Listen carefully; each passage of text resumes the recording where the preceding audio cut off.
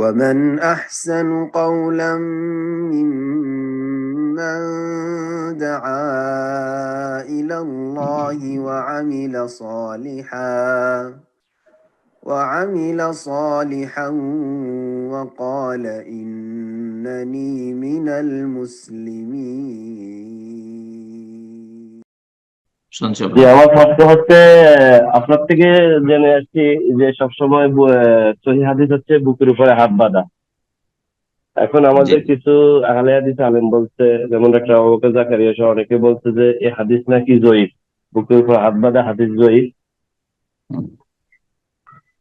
আল্লামা আলবানী রাহমাহুল্লাহ যে তাহকিক পেশ করেছেন তাতে তিনি বলেছেন এই মর্মে বুকের হাত বাঁধা সময় 4টি রিওয়ায়াত সহিহ আছে।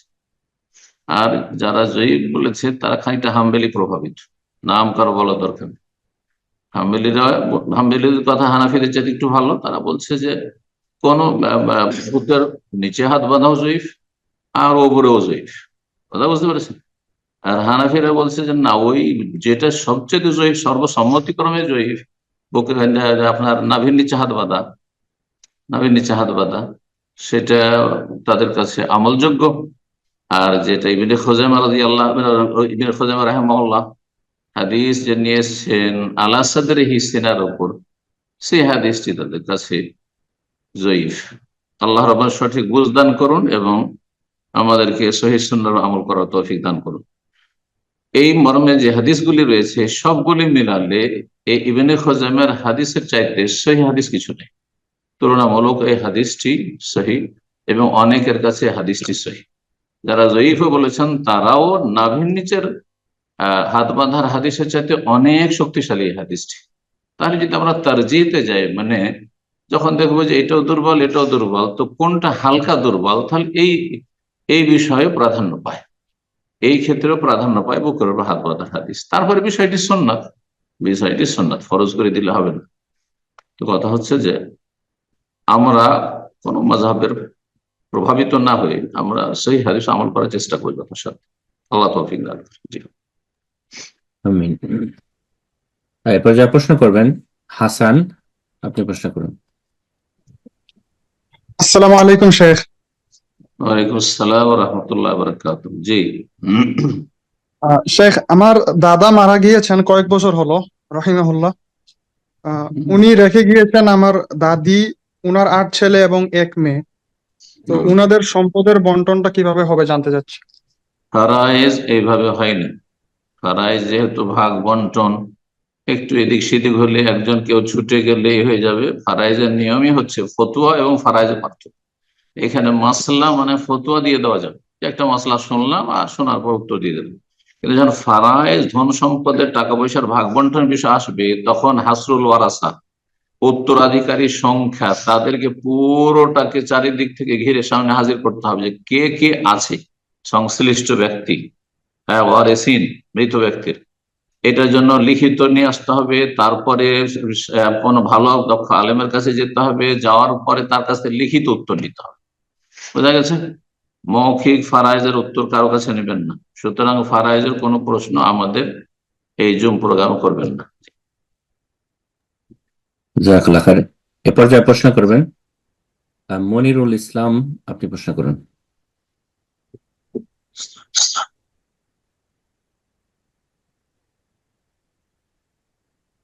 জি মনিরুল ইসলাম, আপনার ফোনটা আনমিউট করে নিন। জি প্রশ্ন করুন। আসসালামু আলাইকুম। ওয়ালাইকুম আসসালাম ওয়া রাহমাতুল্লাহি ওয়া বারাকাতুহু। জি কেমন আছেন আপনি? জি আলহামদুলিল্লাহ। বলেন, কোথেকে বলছেন? আমি ইন্ডিয়া থেকে, দক্ষিণ দিনাজপুর থেকে বলছি। মাশাআল্লাহ, বলেন। আপনার সঙ্গে আজকে কথা হলো 2018-তে একবার দেখা হয়েছিল, আর আজকে সাথে কথা হলো। মাশাআল্লাহ, বারাকাল্লাহু ফিক। বলেন প্রশ্ন। জি প্রশ্ন হলো আমার এই যে আমার দাদা বেঁচে আছে, বয়স আমার বাবার বাপ, আমার বাবা মারা গেছে। তে আমার দাদা কিন্তু নামাজ পড়ে না। তা আমাকে বলেছে কি তুমি আমার জানাজা পড়াবে। তে আমি সরাসরি মানা করিনি, কিন্তু আমি বলেছি ঠিক আছে দেখা যাবে ইনশাল্লাহ। কিন্তু আমার দাদা এখন নামাজ পড়ে না, আমি দেখছি এই অবধি 114 বছর বয়স আছে। 114 এখন হয়তো হুঁশ জ্ঞান থাকে না, এরকম যদি হয় তাহলে তো মাফ। কিন্তু না, আমি জ্ঞান হওয়া অব্দি দেখিনি আমার দাদাকে নামাজ পড়াতে, ওই জন্য প্রশ্নটা করলাম। জীবনে কোনোদিন নামাজ পড়ে দেখেননি? না, মানে ধরে নাও আমার প্রায় 32 বছর বয়স, আমি দেখিনি একদিন। আল্লাহ মুস্তান, আল্লাহ হেদায়েত করুক। এখন হেদায়েতের সময় আছে তার, এখন সুস্থ মস্তিষ্ক আছে, বিবেক কাজ হ্যাঁ, করছে? এখন সুস্থতা আছে, তবে এখন খুব দুর্বল আর কি, মানে পড়ে আছে, মানে কিন্তু হুঁশ চলাফেরা আছে, হালকা। হুঁশ না, আছে। হ্যাঁ হুঁশ আছে। ওনাকে আহ আল্লাহ সম্পর্কে বলেন, পরকাল সম্পর্কে বলেন, দিয়ে বেশি বেশি তাকে কালেমা পড়তে বলেন, লা ইলাহা ইল্লাল্লাহ, আশহাদু আল্লা ইলাহা ইল্লাল্লাহ ওয়া আশহাদু আন্না মুহাম্মাদার রাসূলুল্লাহ, জি, আস্তাগফিরুল্লাহ পড়তে বলেন। আল্লাহ তুমি মাফ করে দাও, যা হয়েছে মাফ করে দাও, যদি আল্লাহ ক্ষমা করে দেন। আর এই কথাগুলি বলে, হ্যাঁ, তাতে সে অনুতপ্ত হয় যে আমি অনেক ভুল করেছি, আর তার চোখে কান্না চলে আসে, এরকমও হয় যখন হুঁশে আছেন। কমপক্ষে আপনি কলেমাটা পড়ান, এবং খুলুসিয়তের সাথে যদি কলেমা পড়ে, এবং তার সাথে যেন ইস্তিগফার পড়ে, আস্তাগফিরুল্লাহ। এবং তর্জমাটা বলেন, আল্লাহ তুমি আমাকে ক্ষমা করে দাও। দাদা বলেন যে আল্লাহ আমাকে ক্ষমা করে দাও। যদি এই কথাগুলি বলে, তাহলে হতে পারে আল্লাহ অতীতের সমস্ত গুনাহ মাফ করে দিবেন। হ্যাঁ, কারণ তওবার মাধ্যমে সব গুনাহ মাফ হতে পারে। ইন্নাল্লাহ ইয়াগফিরুয যুনুবা জামিআ। আর যদি এগুলো পড়ে নাই, তাহলে আপনি জানাজা পড়বেন। আর আপনার জানাজা পড়া ঠিক ওই রকমই বলবো, যখন জীবনেই নামাজ পড়েনি বলছেন, জীবনেই নামাজ পড়েনি বলছেন, তো আপনার জানাজা পড়া ঠিক ওই রকম বলে যেমন নবী সাল্লাল্লাহু আলাইহি সাল্লাম আব্দুল্লাহ বিন উবাইয়ের জানাজা পড়েছিলেন, যতক্ষণ পর্যন্ত নবী সাল্লাল্লাহু আলাইহি সাল্লামকে নিষেধ না করা হয়েছে, তারপরে নিষেধ হয়ে আর কোন মুনাফিক জানাজা পড়েনি। আপনি পড়েন। আল্লাহ বলছেন ইস্তাগফির লাহুম আও লা তাস্তাগফির লাহুম, এইসব মুনাফিকদের জন্য তুমি ক্ষমা প্রার্থী হও আর নাই হও। ইন তাস্তাগফির লাহুম 70 বার, 70 বার করে যদি বলো হে রাসূলুল্লাহ, তুমি আল্লাহ রসুল, শ্রেষ্ঠ ব্যক্তি, শ্রেষ্ঠ, তারপরও যদি 70 বার করে আমার কাছে ক্ষমা চাও এইসব মুনাফিকদের জন্য, ফালা ইয়াগফির, কখন আল্লাহ মাফ করবেন। তো এরকম আপনি আল্লাহর কাছে চাইবেন, যদি সে ক্ষমাযোগ্য হয় আর শেষখানে তার তওবাতে খুলুসিয়াত হয়ে যায়, আল্লাহ মাফ করে দিবেন। তো এই রাস্তা কেন আপনি ছেড়ে ছেড়ে দেবেন, এই সুযোগ ছাড়বেন না। আর যদি আল্লাহ ক্ষমা না করেন, তো আল্লাহ আপনাকে মাফ করুন, যে আল্লাহ আমি রব্বানা লা তুআখিযনা ইন নাসিনা আও আখতানা, হয়তো ভুল করেছি, আমি তার জন্য জানাজা পড়ে বা ক্ষমা চেয়ে, সুতরাং আল্লাহ তুমি মাফ করে দেন। যেহেতু আপনার নিকট আত্মীয়, দাদা, বাবার পরে দাদার হক রয়েছে, সেই জন্য আপনাকে যখন ওসিয়ত করেছে জানাজা পড়ুন, এবং তার আগে যেমনটা বললাম যে আপনি তাকে তওবা ইস্তিগফার পড়ান, কালেমা পড়ান বেশি বেশি। আল্লাহ তাআলা আ'লাম। জি, এ পর্যায়ে প্রশ্ন করবেন নূপুর, আপনি প্রশ্ন করুন। আসসালামু আলাইকুম। ওয়ালাইকুম আসসালাম ওয়া রাহমাতুল্লাহ। সেটা আমি বাংলাদেশ থেকে বলছি। জি, আমার প্রশ্নটা হচ্ছে নেক সন্তানের জন্য, যে রব্বি হাবলি মিনাস সালিহিন, আর আরেকটা আছে যে রব্বি হাবলি মিন লাদুনকা যুররিয়াতান তাইয়্যিবাহ ইন্নাকা সামিউদ দুআ, এগুলা কি ভবিষ্যতে সন্তান হবে এদের জন্য পড়বে, নাকি 18-20 বছরের সন্তানদের জন্য পড়া যাবে? সবার জন্য করা যাবে। যারা হবে এখনো জন্মেনি, যাদের ছেলে হয়নি, তারাও করবে, আল্লাহ হাবলি দান করো। আর যেটা অলরেডি ভূমিষ্ঠ হয়ে গেছে, দুনিয়াতে চলে এসছে, কিন্তু সে হয়তো এখনো নেক হয়নি, আল্লাহ আমাকে দান করো, মানে তাকে আহ আর সৎ জীবনযাপনে তৌফিক দান করে, এই উদ্দেশ্যে পাঠ করবেন, কোনো দোষের কথা নেই। ছেলে মেয়েরা বড় হয়ে গেল, ভিন্ন হয়ে গেল, আর বুড়ো হয়ে গেল, বাপ মা যদি বেঁচে থাকে, তাদের জন্য এই দোয়াগুলি করতে পারে, কোনো দোষের কথা করবেন। যে কখন কে হেদায়েত হয়ে যায়, তোমরা লোক হেদায়েত হয়ে জান্নাতি হয়ে যেতে পারো। এ পর্যায়ে প্রশ্ন করবেন লিমা, আপনি প্রশ্ন করুন। আসসালামু আলাইকুম রহমতুল্লাহ। উস্তাদ, ওয়ালাইকুম আমি আসসালাম। আপনার ইস্তেখারা বিষয়ক যে ক্লাসটি থেকে ওগুলো করে, তো সেখান থেকে আমার দুইটি প্রশ্ন করার ছিল যে বিয়ের ক্ষেত্রে যখন কোনো ছেলে এবং মেয়ে উভয় ইস্তেখারা করবে, তখন চূড়ান্ত সিদ্ধান্তে যাওয়ার জন্য দুজনের অনুভূতি কি সেম হওয়া জরুরি?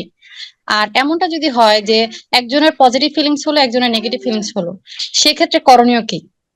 আর যার মধ্যে পজিটিভ ফিলিংস হলো ইস্তেখারা মানে তো আগে থেকে সে পাত্র নির্ধারণ না করা, পাত্রী নির্ধারণ করা। কেন বা নির্ধারণ করে যে আমি তোমাকে বিয়ে করবো, এখন ইস্তেখারা শুরু করেছি, তোমার সাথে বিয়ে বসবে, এখন ইস্তেখারা শুরু করেছে, এটা তো তরিকা নয়। ওর সাথে কিসের সম্পর্ক? আপনার ইস্তেখারা, আপনার বিয়ে, আপনার ইস্তেখারা। আপনার জন্য সেই ছেলের সাথে কোনো কানেকশন এরকম না থাকে, আমি ইস্তেখারা করছি, আমার ইস্তেখারা কিন্তু নেগেটিভ, তোমার ইস্তেখারা কি, এগুলো ফালতু কাজ, এগুলো মোটেই ইসলাম সমর্থন করে না। কথা বুঝতে পারছেন? ইস্তেখারা মানে আল্লাহর কাছে কল্যাণ কামনা করছে, তাহলে চূড়ান্ত সিদ্ধান্ত রাখ। এখানে তো ব্যক্তি পর্যায়ে পার্সোনাল যোগাযোগ হয়ে গেছে, তার সাথে চ্যাটিং চলছে অথবা টেলিফোন চলছে, আর আমরা ইস্তেখারা করছি। এই ইস্তেখারা কোনো ফল দেবে না, রেজাল্ট দেবে না, কারণ আগে থেকে অন্তর সেদিকে ঝুঁকে গেছে। মোটেই না, এমনটা যেন না হয় ইস্তেখারা। ইস্তেখারা করবেন অন্তর নিউট্রাল করে, অন্তর কোনো দিকে ধাবিত না থাকে। না আমি করবো না, আর ইস্তেখারা করছি, আমি বিয়ে করবো না এখানে, আর ইস্তেখারা, সেটাও ঠিক নয়। আর আমি এখানে বিয়ে করবো, শুধু ইস্তেখারা করছি, না না না, কোনো ফল নেই। ঠিক, বারাকাল্লাহ ফিক। ইস্তেখারা বোঝার জন্য আলোচনাগুলি শুনুন। ইস্তেখারা ঠিক, আমার আলোচনা আছে দুটো। জাযাকাল্লাহ খায়ের। এই পর্যায়ে প্রশ্ন করবেন শহীদুল ইসলাম, আপনি প্রশ্ন করুন।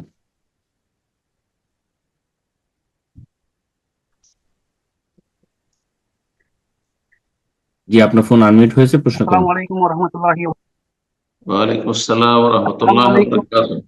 জি, স্যার কেমন আছেন? আলহামদুলিল্লাহ। বলেন কোত্থেকে? মুর্শিদাবাদ ডিস্ট্রিক্ট থেকে বলছি। জি, জি স্যার, মুর্শিদাবাদ ডিস্ট্রিক্ট থেকে বলছি। প্রশ্নটা হচ্ছে, ইমাম যদি সূরা ফাতিহা পাঠ না করে রুকুতে চলে যায় এবং দেখা গেল যে রুকুতে গিয়ে মনে পড়লো যে আমি সূরা ফাতিহা পাঠ করিনি, তাহলে এমন অবস্থায় ইমামের করণীয়টা কি? ইমামই পড়েনি সূরা ফাতিহা? জি স্যার, জি স্যার। ইমাম যদি না পড়ে তো সালাত হবে না, তাহলে পুনরায় সেই রাকাতকে মাইনাস করে আর এক রাকাত পুরা করবে। সেই রাকাতের রুকুন সূরা ফাতিহা ছুটে গেছে, এটাই ঠিক। যদি একাকী নামাজি না পড়ে, তাহলে সেই রাকাতকে মাইনাস করে আর এক রাকাত পুরা করবে, ঠিক আছে। কিন্তু মুক্তাদি যদি হয়, তাহলে সেই ক্ষেত্রে অধিকাংশ আলেমরা বলেছেন যে জেহরি সালাত হলে তো অসুবিধা নেই, জেহরি সালাত শুনেছে, সুতরাং সূরা ফাতিহা না পড়লো, আশা করি নামাজ হয়ে যাবে। যদিও সতর্কতামূলক পড়ে না ভালো, এটি আমরা মত দিয়ে থাকি। ইমাম বুখারী রাহিমাহুল্লাহ, ইমাম শাফিঈ রাহিমাহুল্লাহ বা শাইখ ইবনে বাজ, অন্যান্য ওলামারা, সালাফি আহলে হাদিস ওলামাদের যে ফতোয়া। কথা বুঝতে পেরেছেন? সুতরাং যখন ইমামের বিষয়, ইমাম ভুলে গেলে রুকুনের ক্ষেত্রে কোনো ঘাটতি পূরণের সুযোগ নেই, সেই রাকাত ক্যান্সেল, বাতিল। জি, তাকবীরে তাহরিমে কেউ যদি ভুলে যায় আর পুরো নামাজ 4 রাকাত পড়া হয়েছে, পুরো নামাজ বাতিল, কারণ তাকবীরে তাহরিমে একবার, পুরো সালাতের একটি রুকুন। কিন্তু সূরা ফাতিহা প্রত্যেক রাকাতের রুকুন, এই জন্য ওই রাকাতটি বাতিল হয়ে যাবে। জি, এরপর যা প্রশ্ন করবেন নাজমুল হক, আপনি প্রশ্ন করুন। আসসালামু আলাইকুম স্যার। ওয়ালাইকুম আসসালাম ওয়া রাহমাতুল্লাহি ওয়া বারাকাতুহু। জি, গাজীপুর, বাংলাদেশ। বলেন। আমি আজকে যে প্রশ্নটা করতে চাচ্ছি সেটা হলো যে দার্সে আমি শুরু থেকে শেষ পর্যন্ত থাকার চেষ্টা করি জ্ঞান অর্জন করার জন্যই। আল্লাহ খের, আপনার মতো লোক পাওয়া খুবই মুশকিল আজকাল, এটা আল্লাহর তৌফিক। মাইয়ুরিদিল্লাহু বিহি খায়রান ইউফাক্কিহু ফিদ্দীন। আল্লাহ যার সাথে মঙ্গলের ইচ্ছা করে, আল্লাহ তাকে দ্বীনের জ্ঞান নেওয়ার তৌফিক দান করেন, জ্ঞান হাসিলের তৌফিক জি দান স্যার, করেন। জ্ঞান অর্জনের উদ্দেশ্যে আমি চেষ্টা করি শুরু থেকে শেষ পর্যন্ত, দোয়া করা পর্যন্ত। কিন্তু এখন আমাদের এখানে এসারের মানে প্রোগ্রামটা চলাকালীন সময় এসারের নামাজ হয়ে যাচ্ছে, তো আমি জামাতে নামাজ করার জন্য করব না শেষ করবো সপ্তাহে একদিন ইলম অর্জনের উদ্দেশ্যে? জামাতে নামাজ পড়া যেমন গুরুত্ব এবং ইলম অর্জন করাও গুরুত্ব, এটা কি এক্ষেত্রে কি করতে পারি? এই ক্ষেত্রে যেহেতু আপনার প্রাথমিক ইসলামের ফরজ ওয়াজিব আদায়ের জ্ঞান আছে, সুতরাং আপনার শুধু ফরজ সালাতের জন্য চলে যেতে হবে। ফরজ নামাজটা পড়ে সুন্নত, অন্যান্য ফরজ ছাড়া অন্যান্য নামাজের তুলনায় সুন্নত, নফল, মুস্তাহাব জ্ঞান আদায় করা বেশি গুরুত্ব রাখে। তো আমাদের যে এই দর্শ আছে, এটি সুন্নত ইবাদত, সুন্নত নামাজ, সুন্নত নফল রোজা ইত্যাদি, নফল দান খেরাত, এসবের চাইতে গুরুত্বপূর্ণ। কথা বোঝা গেছে? কিন্তু ফরজ সালাত জামাত যেহেতু অনেকের কাছে ওয়াজিব, নামাজ তো পড়ছেন, আপনি নামাজ পড়বেন, পরে পড়লেও ছাড়বেন না, কিন্তু কথা হচ্ছে যে জামাত অনেকের কাছে ওয়াজিব, কারো কাছে সুন্নাতে মুআক্কাদা, কারো কাছে ফরজে কিফায়া, তাহলে মাসলা। সেই জন্য আপনি জামাত থেকে যখন ইকামত হতে যাবে জামাতে শরিক হয়ে যাবে, আর মোটামুটি 7-8 মিনিট লাগবে হয়তো, এই সময়টা আপনার দাঁড় ছুটলো আপনি আমাদের যে রেকর্ডিং আছে, বিভিন্ন রেকর্ডিং আছে, অডিও রেকর্ডিং আছে, ভিডিও আছে, আপনার পেজে আছে, তৌহিদের ডাক পেজে আছে, তৌহিদের ডাক আপনার ইউটিউবে আসছে, শুনে নিতে পারবেন ইনশাআল্লাহ। জাযাকুমুল্লাহ খায়ের। আর আমাদের এই আপনার 2-3 সপ্তাহ পরে আমরা এশা পরে চলে যাব, কারণ আমাদের দিন ছোট হয়ে চলে আসছে, সুতরাং আর মেলানো যাবে না, আসর থেকে মাগরিবের মাঝে সময় কম হয়ে যাবে। আমরা ইনশাল্লাহ আবার ওই শীতকালে এশা পরে প্রোগ্রাম করবো ইনশাল্লাহ। তখন বাংলাদেশে রাত প্রায় তখন হয়ে যাবে, আমাদের এখানে যদি 8টা হয়, 8 থেকে 11টা থেকে 12:30 ইনশাআল্লাহ। জাযাকুমুল্লাহ খায়ের। বারাকাল্লাহু ফিক। এ পর্যায়ে প্রশ্ন করবেন বাবু, আপনি প্রশ্ন করুন। আসসালামু আলাইকুম ওয়া রাহমাতুল্লাহ। ওয়ালাইকুম আসসালাম ওয়া রাহমাতুল্লাহি ওয়া বারাকাতুহু। জি, এক বেনাপোল বাংলাদেশ থেকে বলছিলাম। মাশাআল্লাহ, বলেন। এক 5 ওয়াক্ত সালাতের সময় যদি বাইরে বৃষ্টি হয়, মানে জামাতের সময় আর কি, তো সেই ক্ষেত্রে কি বাসায় কি নামাজ পড়তে পারবো কিনা? আমার কাছে ছাতি আছে অবশ্য, তো তারপরেও কি, যেহেতু অনেক বৃষ্টি হচ্ছে, তো সেই ক্ষেত্রে কি বাসায় মাসলা জানতে হবে, মাসলা জেনে নিলে ভালো। জি, ছাতা থাকলেও মাসলা জেনে নেওয়াটা জরুরি। দেখেন, যখন বৃষ্টি চলছে সেই সময় যদি মসজিদে অবস্থান করেন, এই একটি অবস্থা, তাহলে 2 ওয়াক্ত জমা করে নেবেন, জোহর আসর জমা করে নেবেন, মাগরিব এশা জমা করে নেবেন। ধরেন আপনি জোহরের সময় গেছেন আর মসজিদে চলে গেছেন, তারপরে বৃষ্টি শুরু হয়েছে, তাহলে ওখানে জমা করে নেবেন জোহর আসর। মাগরিবে গেছেন আর বৃষ্টি একবারে ঝমঝমে বৃষ্টি শুরু হয়ে গেছে, যে বৃষ্টিতে বাড়ি গেলে বাড়ি যেতে রাস্তায় ভিজে যাবেন, তাহলে মাগরিবের সাথে এশা জমা করে নেবেন, হাদিস দ্বারা প্রমাণিত এগুলি। আচ্ছা, আর যদি এমন হয় যে নামাজের ওয়াক্ত হওয়ার আগে থেকে বৃষ্টি চলছে, ঝমঝমে বৃষ্টি চলছে, বৃষ্টি থামে না, তাহলে বাড়িতেই নামাজ পড়বেন, আর মসজিদে মুয়াজ্জিন আজান দেবেন, আর হাইয়া আলাস সালাহ হাইয়া আলাল ফালার জায়গায় বলবেন আস-সালাতু ফির রিহাল, আস-সালাতু ফি বুয়ুতিকুম, সাল্লু ফি বুয়ুতিকুম, যেভাবে বলুক না কেন, তোমরা বাড়িতে সালাত পড়ে নাও।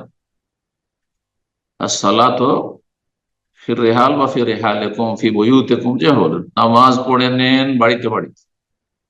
আর যারা মসজিদে চলে গেছে, মুয়াজ্জিন যখন মসজিদে চলে গেছে, হয়তো 2-1 আর মসজিদে চলে এসেছে, ওরা পড়ে নেন। বাকি যাদের বৃষ্টি হচ্ছে আর এখন অলরেডি বাসাতে আছে, তারা বাসাতে বা বাড়িতেই নামাজ পড়ে নেবে। আশা করি বুঝতে পেরেছেন। জি, বারাকাল্লাহ। জাযাকাল্লাহু খায়ের শেখ।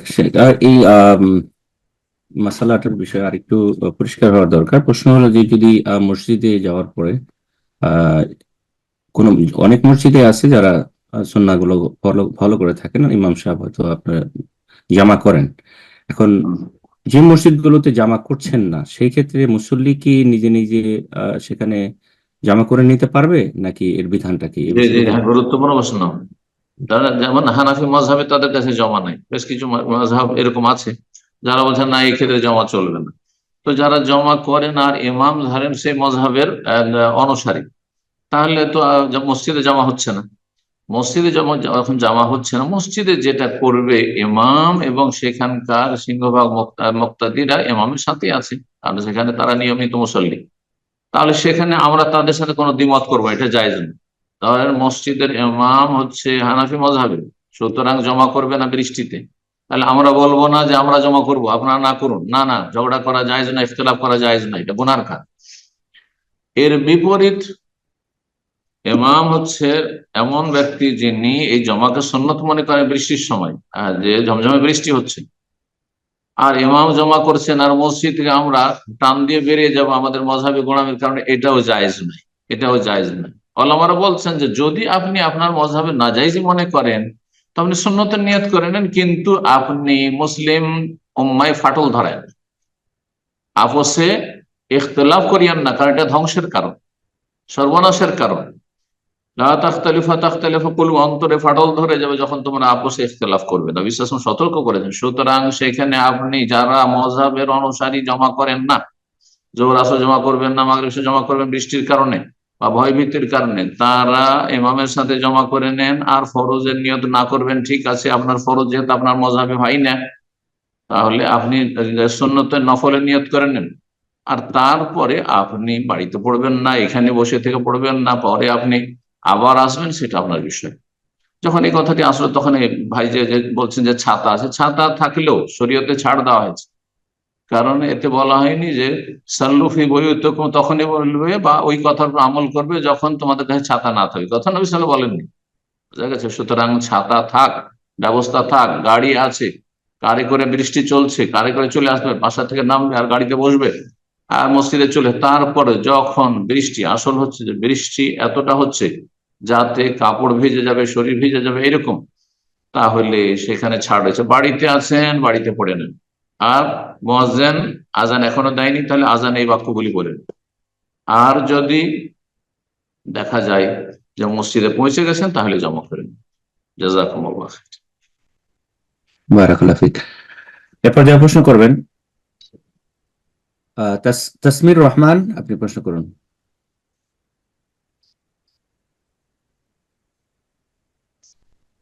জি, তাসমির রহমান জামালপুর, বাংলাদেশ থেকে। আপনি ফোনটা আনমিউট করে নিন, প্রশ্ন করুন।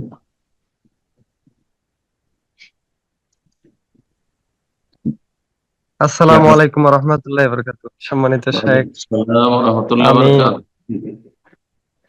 আমি বলেন। বাংলাদেশ জামালপুর থেকে বলছিলাম। বলেন বলেন, আহলান ওয়া সাহলান।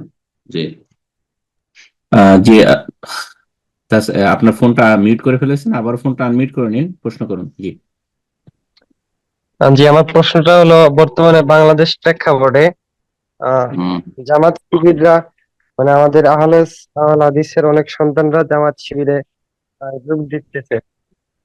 তো এখন তাদের আকীদা আমাদের আকীদাটা কেমন? আমার এলাকার কয়েকটা সন্তান অলরেডি বলছে যে আমাদের কাছে জামাত শিবির ভালো লাগে। তাদের জ্ঞান নেই সেজন্য ভালো লাগে, আবেগে ভালো লাগে। যদি একটু বিস্তারিত জামাত বলতেন। ইসলামী, মাওলানা মওদুদী এর জামাতে ইসলামী যার নাম, কথিত জামাত ইসলামী এবং জামাতে ইখওয়ানুল মুসলিমিন ব্রাদারহুড, এই দুটোর আকীদা মানহাজে গুমরাহি আছে। আকীদা মানহাজে সালাফি আকীদা মানহাজ, যার উপর রাসূলুল্লাহ সাহাবায়ে কেরামদেরকে ছেড়ে গেছেন, তার সাথে ভিন্নতা আছে।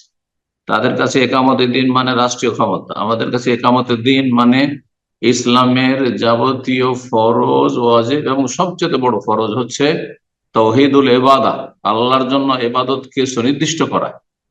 হ্যাঁ, আর তাদের কাছে না না, আল্লাহর সার্বভৌমত্ব, আল্লাহর হুকুম চলবে, সুতরাং আদালতে মানুষের হুকুম চলবে না, আল্লাহর হুকুম, এইটাই সবচেয়ে বড় ইবাদত। মসজিদ শূন্য থাকা, এগুলি হচ্ছে আপনার ওই বড় ইবাদতে, তাদের কাছে রাষ্ট্রীয় ক্ষমতা হচ্ছে বড় ইবাদত, ইবাদতে কুবরা।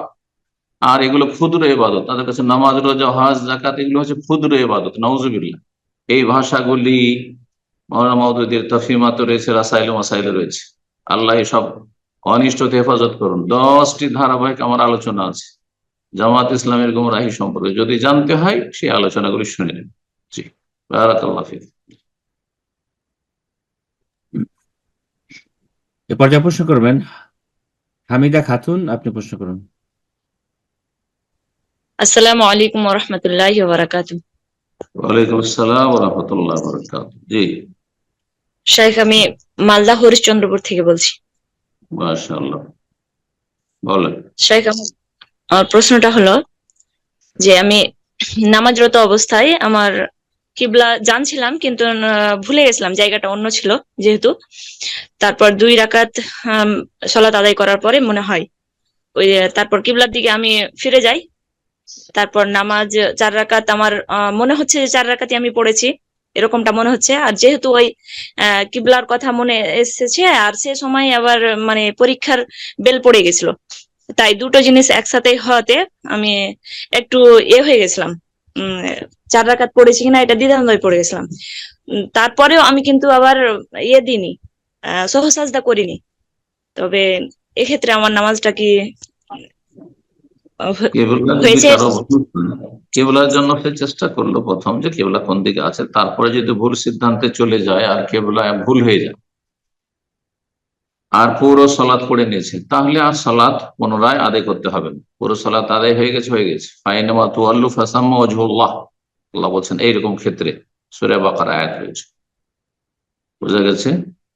আর যদি সালাতের মধ্যে কেউ জানিয়ে দেয় অথবা মনে হয়ে যায় যে আরে আমি তো উল্টো দিকে দাঁড়িয়ে আছি, যেমনটা অবস্থা হয়েছে, তাহলে সাথে সাথে ফিরে যেতে হবে। আর তারপরে বাকি সালাত কিবলা, সঠিক কিবলার দিকে পড়তে হবে। ওখানে বিলম্ব করা যাবে, ওখানে বিলম্ব করলে নামাজ হবে না, ওখানে বিলম্ব করা যাবে না। আর আগে যে 1-2 রাকাত হয়ে গেছে সেটা গণ্য হবে, সেটা পুনরায় আদায় করার কোনো প্রয়োজন নেই। সুতরাং যেটা পুনরায় যে আদায় করেছো, যে আগের যে নামাজগুলি আবার 4 রাকাত, এটা পড়তে হইতো না। আর এই ক্ষেত্রে সহজ সিজদাও নেই, জি, সালাত হয়ে যাবে। জি, ইজতিহাদে মানুষ চেষ্টা করলো, তারপরে যদি ভুল করে আর সালাত আদায় করে নেয় পুরো না, কয়েক ওয়াক্ত সালাত যদি এরকম চলে যায়, জানার কোনো বন্দোবস্ত ছিল না, সেখানে আশেপাশে কোনো লোকজন ছিল না হয়তো, বা জানার কোনো সুযোগ সুবিধা ছিল না, তাহলে ইনশাআল্লাহ আল্লাহ কবুল করবে। হ্যাঁ, আশেপাশের লোক আছে, একটু জিজ্ঞেস করলে হয়, স্থানীয় লোক আছে, তারপরে কেউ যদি ওইভাবে পড়ে তখন হবে না, তখন যেহেতু তার দায়িত্বে গাফিলতি করেছে। বারাকাল্লাহ ফিক, আল্লাহ কবুল করুন। আমিন। এরপর যা প্রশ্ন করবেন উম্মে আদিবা তাসনিম, আপনি প্রশ্ন করুন। আসসালামু আলাইকুম ওয়া রাহমাতুল্লাহি ওয়া বারাকাতুহু। ওয়ালাইকুম আসসালাম ওয়া রাহমাতুল্লাহি ওয়া বারাকাতুহু। সম্মানিত শায়েখ, আমি একটু সমস্যার ভিতরে পড়েছি। আমার আকীদা নিয়ে আমার হাজবেন্ড অনেক সমস্যা করতেছে আর কি। পরে কিছু, আমি বাংলাদেশ নারায়ণগঞ্জ থেকে বলতেছি। আচ্ছা, ঠিক আছে, বলো। আমি আমার হাজবেন্ড প্রায় 5-6 মাস আগে এই বিষয়টা নিয়েই আমার মোবাইলে হোয়াটসঅ্যাপে এক তালাক দেয়। এই সে প্রবাসী আর কি। তারপরে বলে যে আমি দেই নাই, এটা হইলো গিয়া ভুলে গেছে, মানে লিখা দেয়। পরে আবার প্রায় 1 মাস আগে আবার এই বিষয় নিয়েই আবারও বলে তালাক শব্দটা উচ্চারণ করে 2 বার। তারপরে এখন আবার সংসার করতে চাইতেছে। এখন আমার প্রশ্ন হলো যে এই পর্যন্ত আমার 2 বার তালাক দিয়ে দিছে, এখন আমি কি তার সাথে সংসার করতে পারবো? বা ভবিষ্যতে যদি আবারও এরকমই তালাক শব্দটা উচ্চারণ করে তাহলে কি তার আর আমার সম্পর্ক থাকবে কিনা, এটা নিয়ে আর কি আমি অনেক সমস্যায় আছি। শেষবার যে তালাক দিয়েছে, তালাক দেওয়া কতদিন হইলো? সে প্রথমবার তালাক দিছে প্রায় 5 মাস আগে। তালাক শব্দটা লিখছে, লিখে আবার বলে যে ভুলে গেছে, আমি দেই নাই। পরে আবার এই দ্বিতীয়বার তালাক শব্দটা উচ্চারণ করছে, প্রায় 1 মাস হয়ে গেছে আর কি। আমি প্রথম কথা উত্তর দিই না, তালাকের উত্তর দিই না, কিন্তু মশলাটা জানতে চাইছি। এই অনলাইন এভাবে তালাকের উত্তর হয় না, কিন্তু তারপরে প্রাথমিক উত্তরটা আমি হয়তো দিয়ে দেবো যদি ক্লিয়ার করেন বিষয়টা। তো সেটা হচ্ছে যে প্রথম তালাক দেওয়ার পরে কয়দিন পরে সে কথা বলেছে? সাথে সাথে কথা বলছে। মানে ফিরাতে চেয়েছে, সংসার করবে বলেছে? হ্যাঁ হ্যাঁ, সাথে সাথে। তালাক ফিরিয়ে নিয়েছে, একটা তালাক হয়ে গেছে। ও যদি অস্বীকার করে চলবে না? হোয়াটসঅ্যাপে আছে না, প্রুফ আছে না, লিখে দিয়েছে সে যে তালাক? হ্যাঁ হ্যাঁ হ্যাঁ, আছে, মেসেজ আছে, আমি স্ক্রিনশট দিয়ে রাখছি। সেই তালাক হয়ে গেছে। দ্বিতীয় তালাক যেটা মুখে উচ্চারণ করেছে, নিশ্চিত যে তালাক বলেছে, ঠিক কিনা? জি জি, সম্পূর্ণ একবার স্পষ্ট শব্দে তালাক শব্দটা উচ্চারণ করছে। এটাও তালাক হয়ে গেছে, তালাক হয়ে গেছে, সে অস্বীকার করলে হবে না। আর এখন একটা গুরু তার বাকি আছে, এখন কি সে এই তালাকের পরে ফিরাতে চায়? জি, এই তালাকের পরে আবার পরের দিনই আবার কথা বলছে, তার আবার সংসার করতে চাইতেছে। সংসার যদি করতে চাই তাহলে তার অধিকার আছে, কারণ তালাকের রাজি হতে হচ্ছে 2টি, মানে 2 তালাকের ভিতরে ফিরিয়ে নিতে পারবে ইদ্যতের ভিতরে থাকলে। তো ইদ্যতের ভিতরে যেহেতু সে কথা বলেছে আর ফিরিয়ে নিতে চাইছে, তার এখনো সুযোগ আছে, কিন্তু এটাই তার লাস্ট চান্স। এরপরে যদি কখনো তালাক লিখে দেয়, তালাক বলে দেয়, জানাক আর নাই জানাক, যদি নিজে কথা বন্ধুর সামনে বলে দেয় যে আমার স্ত্রী আমি তালাক দিয়ে দিলাম, তালাক হয়ে যাবে, আর জীবনের মতো তালাক হয়ে যাবে, তাহলে তার সাথে সংসার করা হারাম, কাবিরা গুনহা এবং বড় ব্যভিচার। তখন সে বেগানা, নন মানব, তার সাথে কোনো সম্পর্ক থাকবে না। আল্লাহ হিদায়াত দান করুন। যদি সংসার করতে হয় তাহলে সজাগ থাকতে হবে, এরকম তালাক দেওয়া চলবে না। জি, এরপর যারা প্রশ্ন করবেন, খেয়া, আপনি প্রশ্ন করুন। আসসালামু আলাইকুম ভাইয়া, আমি ঢাকা থেকে বলছি। জি, ভাইয়া আমি বলেন। আল্লাহর জন্য আপনাকে ভালোবাসি, আপনার দার্স আমি বারাকাল্লাহ। নিয়মিত শুনি। ভাইয়া আমিও সে অসুস্থ মেয়ে, আমার জন্য একটু দোয়া করবেন। আল্লাহ শাফাকুমুল্লাহ, আমাদের আল্লাহ দান করুন। আল্লাহ সুবহানাহু মারাজাল মুসলিমিন। জি ভাইয়া, আমার প্রশ্নটা হলো যে আমি আগে থেকেই যে প্রতি ফরজ নামাজে পড়ে আস্তাগফিরুল্লাহ পড়ে আয়াতুল কুরসি পড়ি, তারপরে আলহামদুলিল্লাহ 33 বার, সুবহানাল্লাহ 33 বার, আল্লাহু আকবার 41 বার। তো এটা আমি রেগুলার নিয়মিত করছি, তো এটা কি আমার বেদাত হচ্ছে? আমি সঠিক আছি? ফরজ এটাই জানতে নামাজের পরে না সুন্নতের পরে? না, ফরজ নামাজের পর, প্রতি ওয়াক্তের ফরজ নামাজের পর। না, ফরজের পরে তো সুন্নাত। ফরজের পরে সুবহানাল্লাহ 33 বার, আলহামদুলিল্লাহ 33 বার, আল্লাহু আকবার 33 পড়া যায়, 34 পড়া যায়। 33 পড়লে কালেমা তাওহীদ 100 পুরা করবে, লা ইলাহা ইল্লাল্লাহু ওয়াহদাহু লা শারীকা লাহু লাহুল মুলকু ওয়া লাহুল হামদু ওয়া হুয়া আলা কুল্লি শাইইন কাদির দিন। জি, ঠিক সুন্নাত, সব ঠিক আছে ইনশাআল্লাহ। জাযাকাল্লাহ খায়ের। প্রশ্ন করবেন এস কে আসগর, আপনি প্রশ্ন করুন। আসসালামু আলাইকুম রহমতুল্লাহ। স্যার কেমন আছেন? আসসালামু আলাইকুম রাহমাতুল্লাহ, বারাকাল্লাহু ফিক। হায়াকাল্লাহ। স্যার আমি সৌদি আরব থেকে রানিয়া থেকে বলছি, আসগর। জি জি জি, আমার প্রশ্ন হলো, এখন এই বর্তমানে বাংলাদেশে যে মানে মাজার ভাঙছে, যা আলহামদুলিল্লাহ মুক্ত হচ্ছে, তো অনেক মাজার পূজারীরা বলছে যে আমাদের নবী সাল্লামের কেন মাজার পাকা আছে, ওটা আগে ভাঙুন তারপর আমাদের ভাঙতে হবে। তো এটা তো দলিল নয়, দলিল হিসাবে তো আমাদের শেখ এই সম্পর্কে বলবেন যে দলিল আমাদের কোরআন হাদিস দেখতে হবে, সেই অনুযায়ী এরা যে বলছে এর ব্যাখ্যাটা একটু বলবেন স্যার। এবং ওই যে মাজারটাই যে কেন গম্বুজটা হয়ে মানে পাকা, এবং ভেতরে যে কবর গুলো যে কোনো পাকা নেই, এই সম্পর্কে একটু বলবেন স্যার। জি, প্রথম কথা, দেশে মাজার ভাঙছে সেটা জায়েজ কিনা, সাধারণ জনগণ ভাঙছে সেটা জায়েজ কিনা, সেটা সেখানকার ওলামায়ে কেরামগণ একসাথে বসে সর্বসম্মতিক্রমে ফতোয়া দেবে। সেই ফতোয়াতে আমি যাচ্ছি না যে জায়েজ না নাজায়েজ, না জায়েজ বলছি না, আবার জায়েজ বলছি না। হ্যাঁ, সেই ফতোয়া একা আমি দেব না, বরং সেখানকার ওলামায়ে কেরামগণ বসে ফতোয়া দেবেন। সেখানকার অবস্থা তারা বুঝছেন, সেখানকার বাস্তবতা তারা বুঝছেন, সেখানে সরকারের সেখানে পক্ষ থেকে সমর্থন ইত্যাদি এইসব বিষয়গুলি রয়েছে, সুতরাং তারা সেটা ফতোয়া দেবেন। ঠিক, বাকি কথা, নবী সাল্লাল্লাহু আলাইহি ওয়াসাল্লামের ওসিয়ত হচ্ছে আলী রাদিয়াল্লাহু তাআলা আনহুকে যে কোন জায়গায় উঁচু কবর, পাকা কবর না, উঁচা কবর পেলেও তাকে একবারে সমতল করে দাও, বাস 1 বিঘতের বেশি রাখা যাবে। পাকা কবরকে কাঁচা করে দাও এবং কাঁচা কবরকে উঁচা থাকলে সমতল করে দাও। জি, এ হচ্ছে না ইল্লা সাওয়াইতাহু, আল্লাহ তাদা কবরান মুশরিফান ইল্লা সাওয়াইতাহু, কোন উঁচু কবর পেলে সেটাকে একেবারে সমতল করে বরাবর। এটি হচ্ছে নবী সাল্লাল্লাহু আলাইহি ওয়াসাল্লামের নির্দেশ।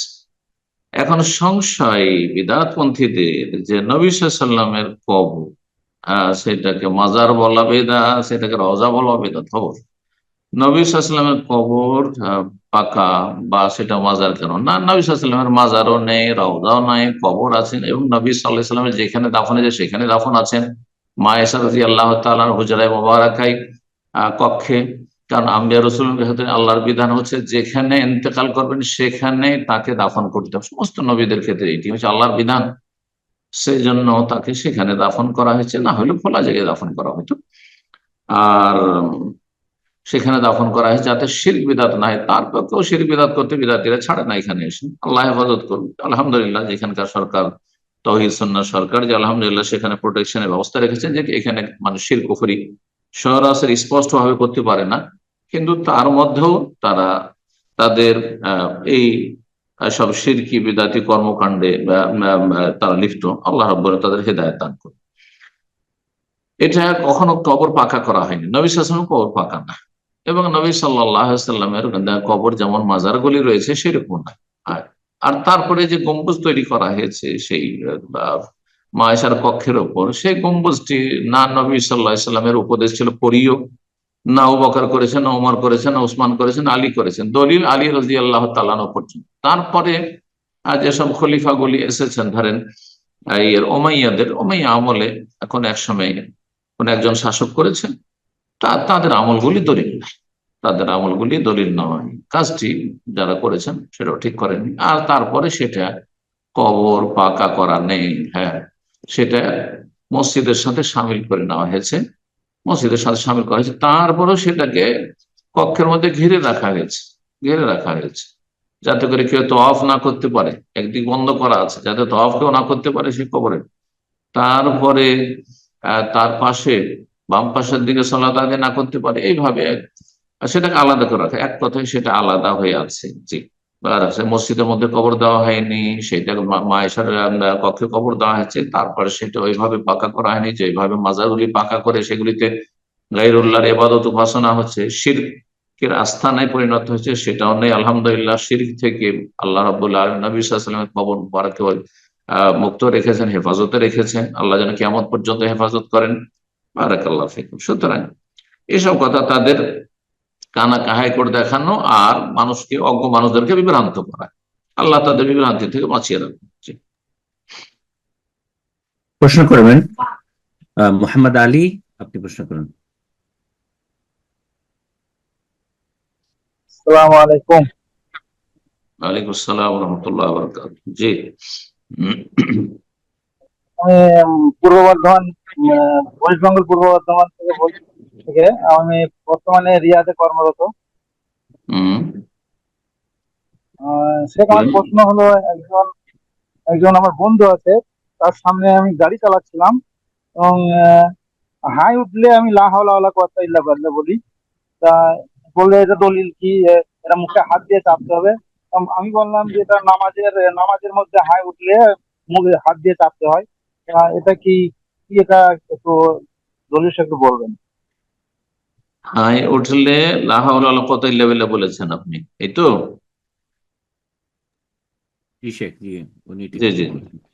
লা হাওলা ওয়ালা কুওয়াতা ইল্লা বিল্লাহ বলার কোনো দলিল নেই। উনি যেটা বলেছেন ঠিকই বলেছেন। লা হাওলা ওয়ালা কুওয়াতা ইল্লা বিল্লাহ আমাদের দেশের মানুষের বলার অভ্যাস এটি, কিন্তু এর কোনো দলিল নেই। বাকি কথা হলো যে ফালিয়াদফাহু মাস্তাতা, যথাসাধ্য হাইকে দূরীভূত করুক। এই জন্য হা হয়ে যাচ্ছে, তখন শয়তান হাসে, এটি হাদিসে রয়েছে। সেই জন্য মুখে হাত দেওয়া এইভাবে, এটা ঠিক আছে, এটা সুন্নাত।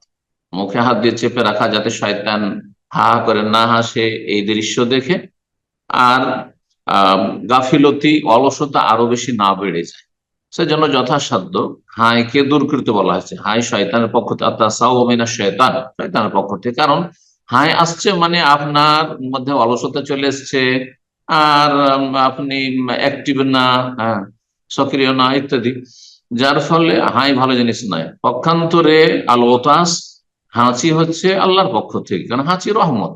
হাঁচি পড়লে শরীর হালকা হয়, মস্তিষ্ক হালকা হয় এবং শরীর অনেক রোগ থেকে মুক্ত থাকে। হাঁচি পড়া ভালো, আর হাই আসা ভালো নয়, কিন্তু সুন্নতি কাজ করবেন।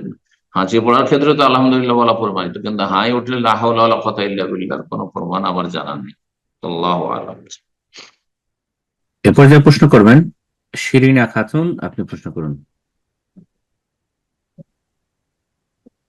আসসালামু আলাইকুম ওয়া রাহমাতুল্লাহি ওয়া বারাকাতুহু। ওয়ালাইকুম আসসালাম ওয়া রাহমাতুল্লাহি ওয়া বারাকাতুহু। জি, আমি মুর্শিদাবাদ থেকে বলছি। মাশাআল্লাহ, বলেন। সম্মানিত সাহেব, আমার প্রশ্ন হলো যে কোন মাদ্রাসাতে যদি মহিলা শিক্ষক এবং পুরুষ শিক্ষক থাকে, সেই মাদ্রাসাতে কি কোনো মহিলা শিক্ষক শিক্ষকতা করতে পারবে? সেই শিক্ষিকা মহিলার কণ্ঠ কিন্তু সেই পুরুষ শিক্ষকেরা শুনতে পায়।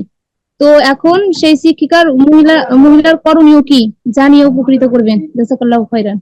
চেহারা ঢাকার ব্যবস্থা আছে? চেহারা ঢেকে রাখা যাচ্ছে? হ্যাঁ হ্যাঁ, আলহামদুলিল্লাহ।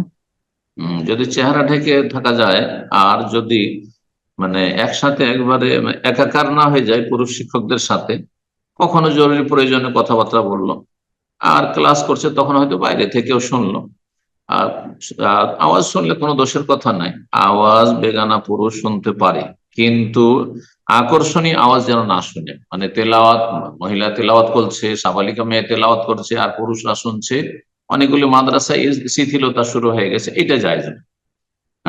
কারণ তেলাওয়াতে সুর করে তেলাওয়াত করছে, আকর্ষণ রয়েছে। এইরকমই ইসলামী সঙ্গীত পড়ছে, ইসলামী গজল পড়ছে, নাত পড়ছে, আর সেগুলি পুরুষ টিচাররা শুনছে সাবালিকা মেয়েদের থেকে বা শিক্ষিকা থেকে, এগুলো জায়েজ। কিন্তু যদি প্রয়োজনে কথাবার্তা ক্লাস করছে, আর ধরেন যে দায়িত্বশীল আছেন মাদ্রাসার পুরুষ, কেমন ক্লাস করছে টিচার শোনার জন্য পরীক্ষামূলক এসছে, তো জায়েজ আছে, কোনো অসুবিধা নেই ইনশাআল্লাহ। তো আজকাল আসলে ওপরের কিতাবগুলি কোরআন হাদিস পড়াবার জন্য দক্ষ আলেমা পাওয়া যাচ্ছে না, মহিলা শিক্ষিকা পাওয়া যাচ্ছে না, যার ফলে অনেক মাদ্রাসায় পুরুষ শিক্ষকরা পড়াচ্ছে। কিন্তু এই ক্ষেত্রে একটি কথার লক্ষ্য রাখা উচিত, যেটা যখন আমি জামিয়া বুখারীতে ছিলাম, পাশে জামিয়া ইসা আল ইসলামিয়া বানাত মহিলা মাদ্রাসা কিশোরগঞ্জে ছিল, সেখানে সেটা তখন লক্ষ্য রাখা হইতো, যদিও এখন খানিকটা গাফিলতি হয়ে গেছে, আল্লাহ পূর্ণ করা তাদের তৌফিক দান করুন আরো বেশি। সেটা হচ্ছে সেই সময় একবারে বৃদ্ধ ওস্তাদেরা পড়াইতেন, যাদের বয়স 60-70 উপরে হয়ে গেছে। আমার ওস্তাদুল্য যারা ছিল তারা পড়াইতেন, আমরা ছেলেদের পড়াইতাম। আর মেয়েদের ওখানে যারা বড় কিতাবাদি পড়াইতো, বুখারী, মুসলিম, আবু দাউদ, নাসাই, তিরমিজি, ইবনে মাজাহ, এইসব হিদায়াত বা অন্যান্য কিতাব যেগুলো রয়েছে, হিদায়াত ছিল না, সেখানে অন্য ফিকহের কিতাব ছিল, ফিকহুস সুন্নাহ ছিল ইত্যাদি। তো এগুলি পড়ানোর জন্য বৃদ্ধ ওস্তাদেরা ছিলেন, পুরুষ ওস্তাদেরা ছিলেন, আর মহিলা শিক্ষিকারা যতটা পড়াতে পারে সেগুলি তাদেরকে দেওয়া হইত, এবং পৃথক পৃথক ক্লাসের ব্যবস্থা ছিল। আর যখন সে পুরুষ শিক্ষক ক্লাসে আসবে, সাবালিকা মেয়েরা আছে, তখন সামনে হয় পর্দা লাগানো থাকবে, অনেক সময় পর্দা লাগানো থাকলে পেছন দিকে মোবাইল নিয়ে খেলাধুলা করে অথবা ঘুমায়। এই সমস্যার জন্য অনেক মাদ্রাসাগুলিতে এখন বোরখা সিস্টেম করে দেওয়া হয়েছে, সামনে থেকে পর্দা সরিয়ে দেওয়া হয়েছে, কিন্তু বোরখা পরে বসবে, তাহলে সাবালিকা মেয়েরা বোরখা পরে বসছে, যখন পুরুষ শিক্ষক আসবে তখন নেকাব টেনে দেবে, আর যখন মহিলা শিক্ষিকা আসবে তখন নেকাব খুলে দেবে। এভাবে পড়ালে কোনো দোষের কথা নেই, যাতে করে সেখানে অবাধ মেলামেশা না থাকে স্কুল, কলেজ, ইউনিভার্সিটির মতো। বারাকাল্লাহ ফিক। আমিন। প্রশ্ন করবেন জান্নাহ, আপনি প্রশ্ন করুন।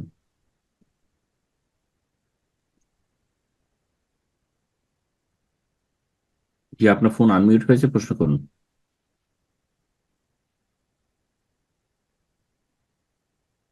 জান্নাহ, আপনার কোনো সাউন্ড আমরা পাচ্ছি না, আপনি ফোনটাকে আবার আনমিউট করে নিন, প্রশ্ন করুন। জি, আপনার ফোনটা বারবার মিউট করে ফেলছেন, আর আপনার কোনো সাউন্ড আমরা পাচ্ছি না। মাইক্রোফোনটা চেক করে দেখুন।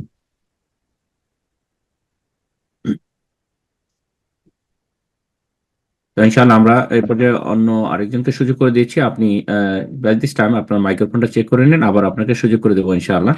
এ পর্যায়ে প্রশ্ন করবেন HK শাকিল, আপনি প্রশ্ন করুন। আসসালামু আলাইকুম রহমতুল্লাহ। ওয়ালাইকুম আসসালাম ওয়া রাহমাতুল্লাহি ওয়া বারাকাতুহু। জি শাহেখ, মালয়েশিয়া থেকে বলছি। বলেন। মাশাআল্লাহ। আপনার জন্য দোয়া করি যেন আল্লাহ পাক কাল কিয়ামতের ময়দানে বিচার দিন আপনাকে শাফায়াতকারীদের অন্তর্ভুক্ত করুক। আমিন ইয়া রাব্বাল জাযাকুমুল্লাহ খাইর। আল্লাহ আপনাদেরকে যেন জান্নাতে এর সঙ্গে আমাদের সকলকে রাখেন, এবং আল্লাহ রাব্বুল আলামিন যেন স্থান দান করেন। আমার জানার বিষয় হচ্ছে, আমার মানে ধারণা আসে, চিন্তা আসে, আমি কনফিউজ যে আসলে আমি কি এটা সুধারণা নাকি কুধারণা আল্লাহকে নিয়ে। যে আল্লাহ পাক আমাদেরকে এত নিয়ামত দিয়েছেন, সুস্থতা দিয়েছেন, ভালো রাখছেন, সুখ শান্তি দিয়েছেন, পাশাপাশি আমরা যে ইবাদত গুলো করতেছি আল্লাহ পাকের জন্য, আল্লাহ পাক যদি দয়া করে বা রহম করে আমাদের উপরে, উনি এর প্রতিদান দিবেন, উত্তম প্রতিদান দান করবেন হাসর জান্নাতে। যত ইবাদত করতেছি সবগুলার প্রতিদান আল্লাহ পাক আমাদের দিবেন, এখন দিচ্ছেনও। এর বিনিময়ে আমি আল্লাহ পাককে কি দিতে পারতাছি, মানে এই চিন্তা আসে যে আমার কি ভালো ধারণা নাকি খারাপ ধারণা, আমি কি আল্লাহ পাককে কিছু দিতে চাচ্ছি, কি দিতে পারি।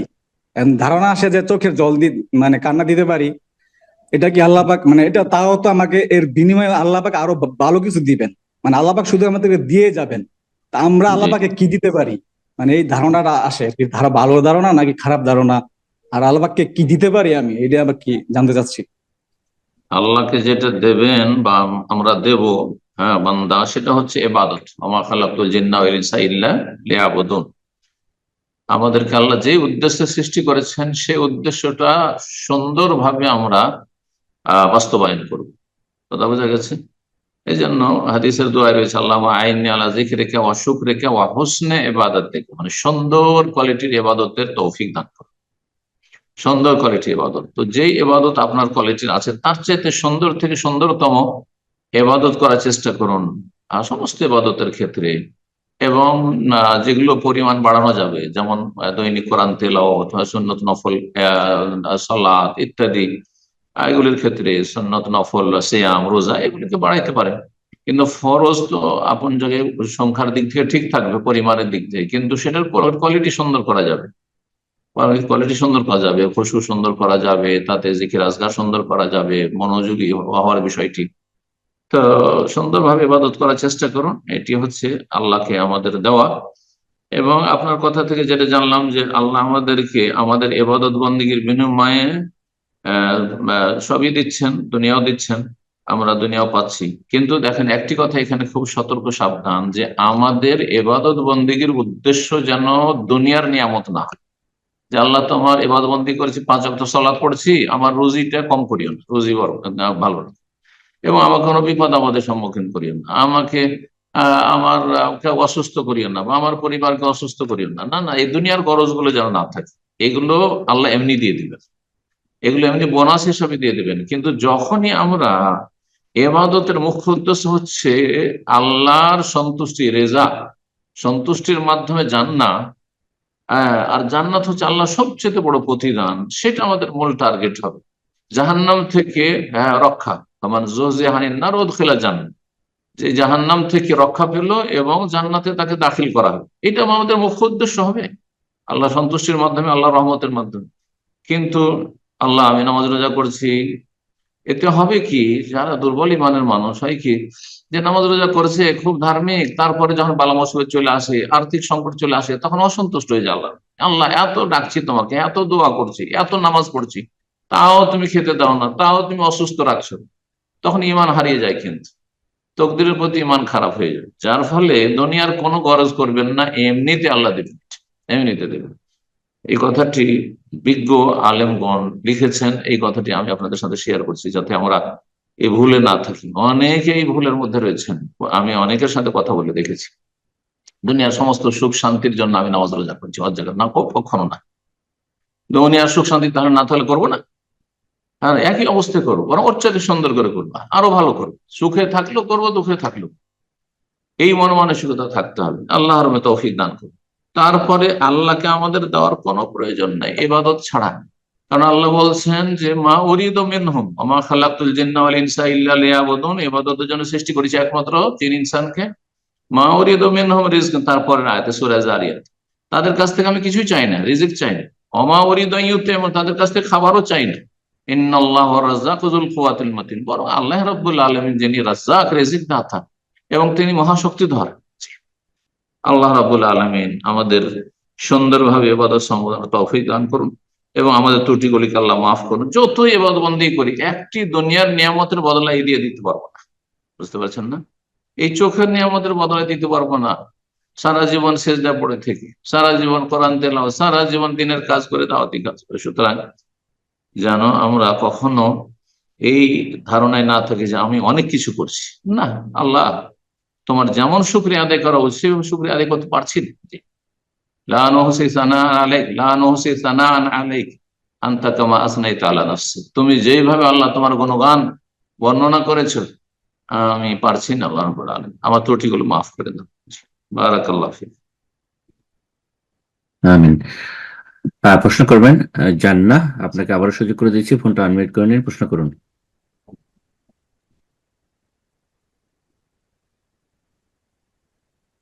এখনো আপনাকে আমরা শুনতে পাচ্ছি না, সম্ভবত আপনার মাইক্রোফোনে সমস্যা আছে, তো ইনশাআল্লাহ পরবর্তীতে আপনি চেষ্টা করুন। এই পর্যায়ে প্রশ্ন করবেন জেসমিন আক্তার লিজা, আপনি প্রশ্ন করুন।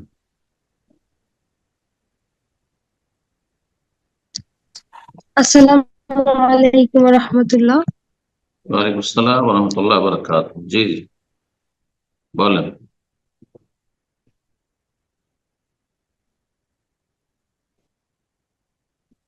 শোনা যাচ্ছে না। জি, বোন আপনার কোথা যে থেকে? হচ্ছে আমি আমি বাংলাদেশ থেকে বলছিলাম। জি আলহামদুলিল্লাহ, আল্লাহর রহমতে আমি জেনারেলি পড়তেছিলাম, তো আল্লাহর রহমতে আমি হেদায়েত প্রাপ্ত হয়েছি। দোয়া করবেন আমার জন্য, যেন আমি মৃত্যুর আগ পর্যন্ত দিনের উপর থাকতে পারি, আল্লাহ কায়েম এবং রাখুন, আল্লাহ দিনের সঠিক জ্ঞান যেন অর্জন করতে পারি। তো আমার আমিন। প্রশ্নটা হচ্ছে যে মানে ছোট বাচ্চা আছে তো বাড়িতে, মানে দেখা যায় যে মেয়ে বাচ্চা মানে মেঝেতে হচ্ছে প্রস্রাব করে। তো সেই প্রস্রাবটা আমরা হচ্ছে একটা মানে পানি ঢেলে দেওয়ার সুযোগ থাকে না, কারণ ঘরের মধ্যে যেহেতু, তো অনেক আসবাবপত্র থাকে, পানি ঢেলে দেওয়ার সুযোগ থাকে না। তো আমি যেটা করি সেটা হচ্ছে একটা ন্যাকড়া দিয়ে প্রস্রাবটা তুলে নেই, তুলে নিয়ে ওই ন্যাকড়াটা ধুয়ে এনে ওটা মুছে দেই। পরবর্তীতে ওই জায়গাটা থেকে সালাত করা যাবে, এবং ওই জায়গাটা পবিত্র করার নিয়মটা, সঠিক নিয়মটা বলবেন। পাকা সাদ, পাকা ফ্লোর, তাই না? জি, মানে পাকা বেজে আর কি, মানে প্লাস্টার করা, টাইলসের না। হ্যাঁ হ্যাঁ, কোনো অসুবিধা নেই, কোনো অসুবিধা নেই। ওই জায়গায় প্রথম কথা একটা ন্যাকড়া দিয়ে বা কিছু দিয়ে মুছে দিতে হবে, যেটা ভিজা থাকবে, পানি থাকবে, ভালো পানি থাকবে তাতে। আর তারপরে তার উপরে আরেকটা, ওইটা ওইটা ধুয়ে নিয়ে, ওইটাই ধুয়ে পরিষ্কার করে আবার, আর না হলে আরেকটা দিয়ে, যেটাতে এই পেশাব টেশাব নাই, ওইটা দিয়ে আরেকবার মুছে দিতে হবে। এবার 2-3 বার করে দিলে ভালো, 3 বার করলে আরো ভালো, যাতে করে সেখানে পেশাবের গন্ধ টন্ধ না থেকে যায় বা কোনো অংশ না থেকে যায়। আর তারপর সেখানে সালাত পড়া যাবে, কোনো অসুবিধা নেই। বারাকাল্লাহ। আমিন, জাযাকাল্লাহ খায়ের। আমরা প্রোগ্রামে একদম শেষ পর্যায়ে চলে এসেছি, হয়তো আর একটা প্রশ্নের মাধ্যমে আমাদের প্রোগ্রাম আজকে শেষ হবে। তার পূর্বে আমাদের আগামী প্রোগ্রাম সম্পর্কে একটি বিশেষ ঘোষণা, যে আগামী সপ্তাহে আমাদের সম্মানিত শেখ বিশেষ সফরে থাকবেন, বিধায় আমাদের আগামী প্রোগ্রাম রবিবারের পরিবর্তে শনিবারে হবে ইনশাআল্লাহ। সময় একই থাকবে, একই সময় শনিবারে, শুধু আমাদের দিনটা পরিবর্তন হবে ইনশাআল্লাহ। তো যাই হোক, ইনশাআল্লাহ আমরা আজকে সর্বশেষ প্রশ্ন নিচ্ছি। প্রশ্ন করবেন মার্জো SKA, সম্ভবত এটা ডিভাইসের নামও হতে পারে, আমি বুঝতে পারছি না। মার্জো, জি প্রশ্ন করুন। আসসালামু আলাইকুম। ওয়ালাইকুম আসসালাম ওয়া রাহমাতুল্লাহি ওয়া বারাকাতুহু। আমি পশ্চিমবঙ্গ বর্ধমান থেকে বলছিলাম। ঠিক আছে, বলেন, প্রশ্ন বলেন। প্রশ্ন হলো যে আমার আব্বা আম্মা দুজনেই বেঁচে আছে, কিন্তু আমার আব্বা নামাজ পড়ে না, আমার মা নামাজ পড়ে। আমার আব্বাকে দাওয়াত দিই, নামাজ পড়ে না। তো যে দোয়াটা আছে কোরআনে, রাব্বির হামহুমা কামা রাব্বায়ানি, দোয়াটা কি আমি পড়তে পারবো? দুনিয়ায় যতদিন আছে, যেহেতু তারা মুসলিম, যদি বেনামাজি মুসলিম, দুনিয়া যতদিন বেঁচে আছে দোয়া করা যাবে। আর নিয়ত করতে হবে, এই রহমত মানে জান্নাত এখনই চাওয়া যাবে না। জান্নাত চাওয়া যাবে, কিন্তু মারা যাওয়ার পরে চাওয়া যাবে।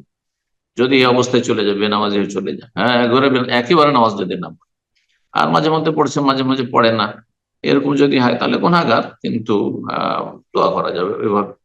আর রব্বির হামহুমা কামা রাব্বায়ানি সগীরা বলে মূলত উদ্দেশ্য করতে হবে আল্লাহ হেদায়েত। সবচেয়ে বড় রহমত দুনিয়ার হচ্ছে হেদায়েত, জান্নাতের পথে থাকা।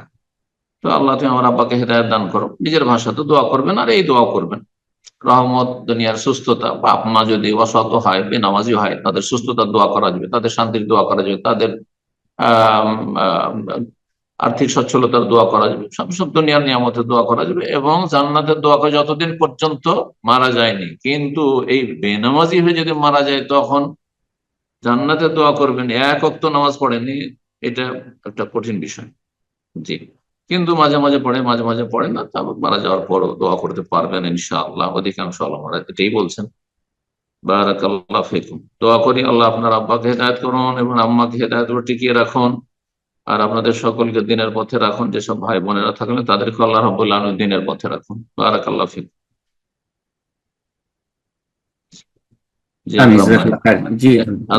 আজান হয়ে যাচ্ছে, শেষ করি নাকি?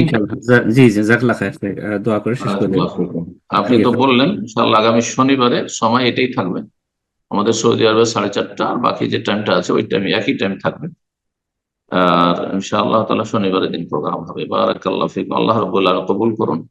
যা কিছু বললাম যদি ঠিক বলে থাকি আল্লাহ কবুল করেন, বরকত দান করেন এবং উপকৃত করেন সবাইকে, আমাকে আপনাদেরকে। আর যদি ভুল বলি আল্লাহ রাব্বুল ফিরে আসার তৌফিক দান করেন, আপনাদেরকে আল্লাহ রাব্বুল তার থেকে রক্ষা করেন, এবং আল্লাহ রাব্বুল আলামিন জান্নাতুল ফিরদৌস নসিব করেন আমাদের সকলকে। বালা মুসিবতে আল্লাহ হেফাজতে রাখেন।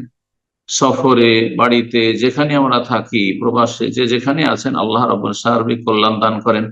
বিশেষ করে যেসব ভাই বোনেরা আজকে দীর্ঘ সময় ধরে আমাদের সাথে থাকলেন, জাযাকুমুল্লাহু খাইরান। ওয়া সাল্লাল্লাহু ওয়া সাল্লামা আলা নবিয়িনা মুহাম্মদ ওয়া আলা আলিহি ওয়া সাহবিহি আজমাইন।